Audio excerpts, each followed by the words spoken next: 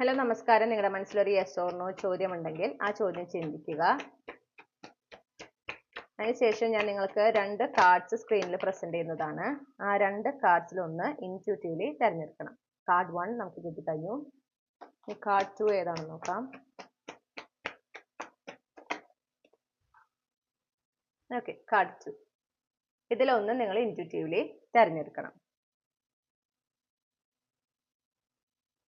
നിങ്ങൾ കാർഡ് 1 ആണ് തിരഞ്ഞെടുത്തിട്ടുള്ളതെങ്കിൽ നിങ്ങൾക്കുള്ള ഉത്തരം നോ എന്നാണ്. Sudden change not aligned for now. അതായത് ഈ ഒരു കാര്യം ഉണ്ടല്ലോ നിങ്ങളുടെ മനസ്സിൽ, അത് നിങ്ങളായിട്ട് അലൈൻഡ് അല്ല ഇപ്പോൾ.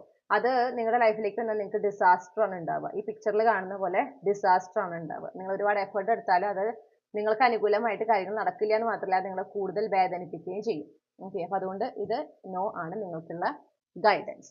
റീഡിംഗ് റെസനേറ്റ് ചെയ്തെന്ന് വിശ്വസിക്കുന്നു. Thank you. ഹലോ ഗ്രൂപ്പ് 2, നിങ്ങൾ രണ്ടാമത്തെ കാർഡാണ് എടുത്തിട്ടുള്ളതെങ്കിൽ നിങ്ങൾക്കുള്ള yes or no guidance no ആണ്.